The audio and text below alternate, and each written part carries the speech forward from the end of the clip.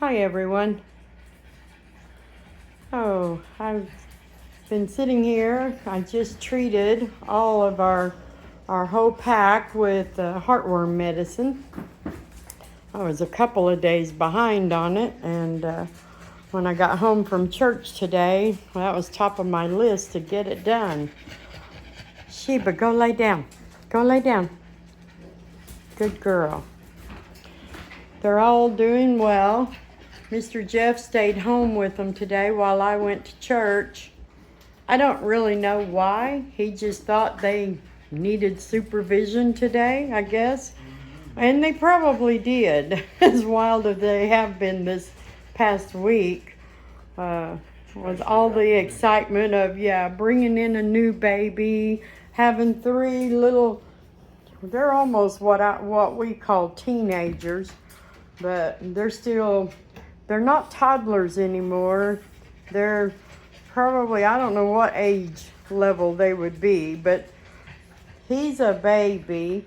They're the next step up from babies.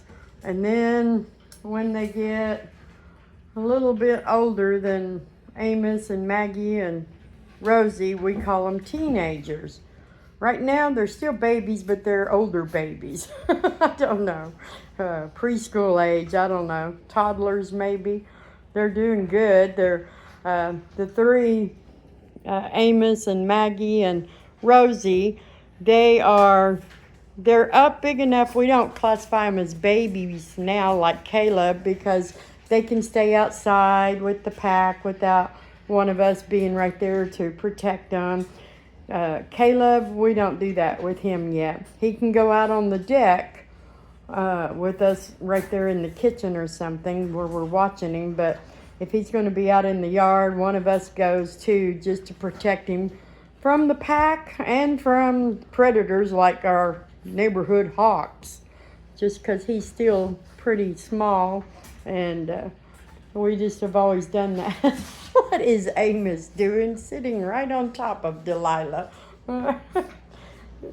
They say when a dog sits on top of you like that, he's claiming you, he's owning you. And I guess since that's his mama, he can do that. She didn't seem to mind too much. But usually an independent dog like Delilah, nobody's going to sit on her, except maybe a baby. One of her kids. You can see all of them, the back of their necks are a little wet. That's from my heartworm medicine, because it's topical. It goes on the back of the neck. And I always tell Jeff, we don't touch it for first 10, 12 hours. We don't try not to pet there, because you will get it on your hand and you will smell it. So they've been outside already after I put it on. That helps it to kind of dry, but it's still, I get it, it's all of it on the skin that I can, but it also gets the hair wet. And like I said, even at night after doing this early, Sheba sleeps with us, and when she gets in the bed, I forget sometimes that she was treated today, and I can smell it if she gets up close to me. But by tomorrow, you don't notice it at all. It just takes, I don't know, a good 8 hours probably for it to absorb into the hair and the skin. I don't like to give them a bath until, I wouldn't want to do a bath tomorrow. I'd want to do it the day after that, just to make sure that all of it stays where it needs to be to keep them protected. But so that was my big dog deal today. I went to church this morning, and I'm going back pretty early. We have to be back up there around 4 because our vacation Bible school starts tonight, and it runs through Thursday night. So I used to be very, very involved in all of our children's ministry outreaches like that, and I was there before it started and didn't leave until long after it had ended. But now I have too much going on here, and I can't stay awake for very long at a time. So I'll be doing registration, get them all checked in by 6, and I'll be headed right back home. So I won't be gone too long, and Jeff will stay with them while I'm gone. And I'm kind of grateful that they have a position that I can work and help with the program that doesn't require me to be there 4, 5, or 6 hours every night. Boy, Vacation Bible School, and we used to do the Awana program on Wednesday nights. We were both very involved in all of those and spent a lot of time at the church doing those children's programs. But now our children at home need us here more, and it's harder to get away. So, and that's okay. You know, God still has a place for us where we can serve and be involved and take care of the work and the responsibilities He's given us here at home too. I do believe anything that takes you away from working for the Lord is not from the Lord. So God doesn't give us stuff that's going to take us away from being involved in the church. Everything is supposed to edify the church, and where everybody who's a Christian is supposed to be involved in supporting your local church. So according to the Bible, that's what the Bible says. So we are right on the line. I told the pastor this morning, he wanted to know where Jeff was, and I said, well, he's at home. I said, we are getting in to this breeding business a little bit deeper now, and really it requires one of us to be here almost all the time. And it won't after the babies grow up and become more used to getting to stay in a crate long enough for us both to get away and go to church. But at the moment, we're kind of in a transition. You know, Delilah's retiring, and Sheba is going to have one more litter, and she'll be retiring. And then we'll be going back down in the size of our pack. So, and possibly if I rehome Candy, I haven't decided on that yet, but I think we need to. Then we'll be going back down to a smaller size pack, and we'll have our babies raised up, and we'll be good for the next 3 or 4 years.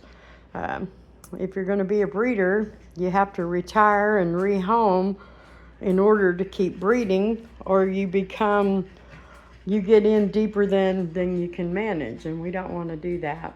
So God has blessed us richly, and we love doing it, but we love God first.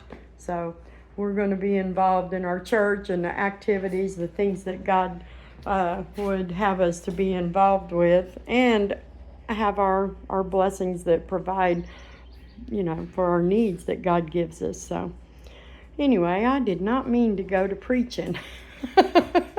It was an exciting day at the church, though. I sit very close to the front, and 3 people came forward, 2 of them for salvation. 2 adults came forward for salvation, and 1 came forward to rededicate his life.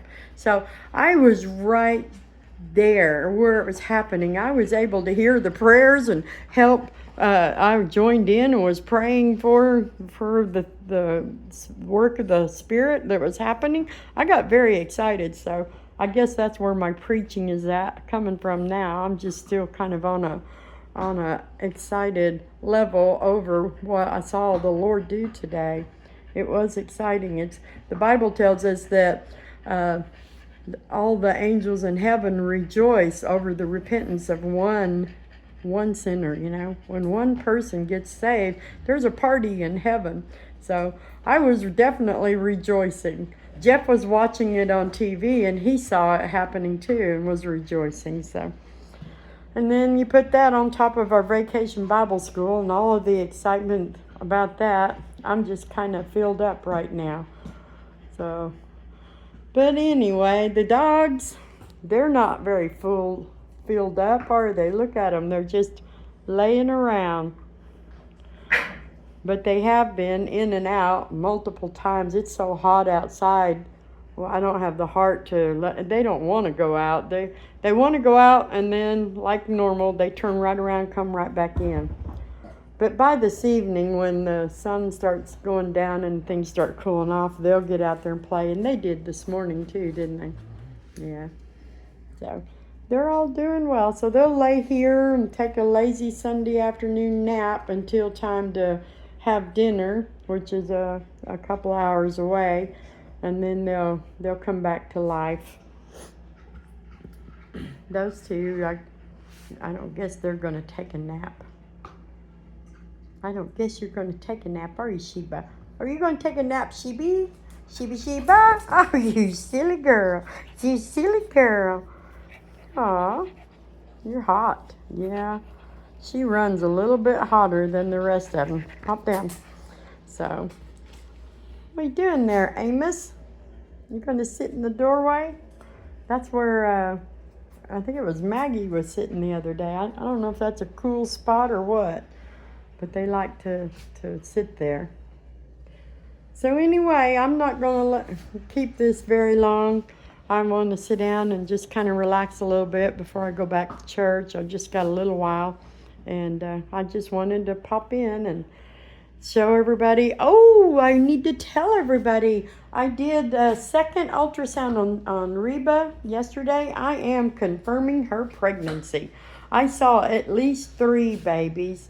So however many you see, I think they say you can add 2. I think you can add 1 for 1. If you see 1, it's quite possible that there's 1 right with it that you can't see. So I am hoping for 4 or 5 at the very least. But I'm very happy I saw at least 3. 3 makes me a little bit calmer. I'm not too worried about them being oversized. If you have less than 3 babies, or if you see less than 3 babies, I think sometimes it's good to follow up with an x-ray just to make sure how large they are and be able to determine whether or not you're going to have a fairly easy whelping. But I saw at least 3, and I will keep fiddling with it, and hopefully as they grow I can get a better count. I'm hoping for at least 5. Her mama gave us 7, I think. And with Sheba's body style, she could easily be carrying 6 or 7. It's her first pregnancy, so I don't really know, but I'm praying for at least 5. 5 would make me very happy. That's a nice size litter. It's not too much stress on the mama, and I wouldn't have to worry too much about puppies being too large.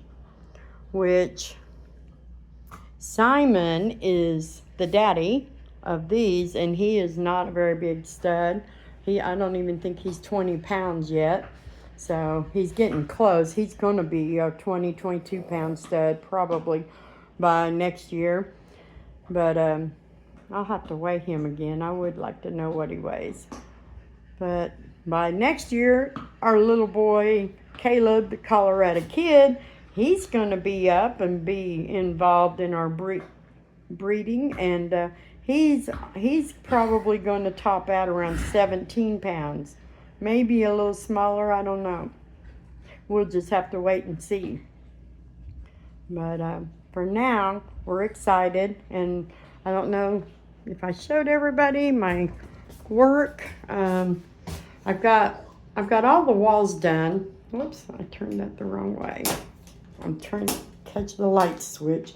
I've got all of the halls done. I used it's called a ashen eggshell color. And I've got it all done in here. I need to do the trim work. Delilah, come out of there. Come on. Dee. And these 2 rooms I got done the other day, but I worked a full long day yesterday, and I got this room done. And here, I just need to do the woodwork and then start placing furniture and the things that are going to be in here all the time back against the walls, get the carpet clean, and then I can set up playpens and be ready to whelp the very next litter, which would be Reba. But I don't know if you can see the color of it. It's kind of a real soft gray. It's called ashen eggshell, and I really like it. And when I get the curtains and contact paper and stuff that I want to decorate with in there, I think it's going to look pretty good. So I feel real good about it. I've worked about 3 straight days on just the painting, huh? And when we get that all completed and everything done, hopefully we will have enough time to get this living room painted out. I have a paint that matches our kitchen, which is a sand color. I don't know if you can tell it up above the windows and the light. It's a real pretty light sand, and we want to bring that into the living room also. And if we could get that done before we start having babies, I'd be so happy. I'd feel like we are, taking care of some of those areas that are badly neglected. When we get this busy with the dogs, things get neglected. And I try to catch things up in between litters so that once the mamas are pregnant and getting close, then that's my whole focus. I'm not too concerned if I need to paint a wall or something. I'll just wait until after the babies are well on their way and rehomed. So, but I am going to officially open up the waiting list for Reba puppies. If anyone is interested, you can go to bogansbostons.com, fill out a puppy application, and send it back to me. You can also see my contract. It's right there on the website, and you can print it out and read it. You can sign it and send it back, or we can do that when it's time to get the puppy. But at least you can read it and be familiar with the way we do things. But Reba and Simon are both black and white, and they carry tri. So it's possible we could have some black and white puppies with tan points. I don't know if we will. I've never bred them before. I just know I happen to have 2 carriers, and I'm not sure. I know it's possible, but we'll see. But I really do expect a whole litter of black and white puppies, maybe some black and white brindles. Reba has no brindle, but Simon has. He's got a nice brindle through his coat, so he carries that. So if you're interested, you send in the puppy application, and then we have a chat, and then you go on the waiting list after that. And whoever is getting the first ones in is going to get the first picks of the puppies. So they should be arriving by the end of August or 1st of September. So she was bred on July 1st. And I expect puppies by no later than September 1st. So I'm excited about that. I can't wait to see what her babies look like, what their babies look like.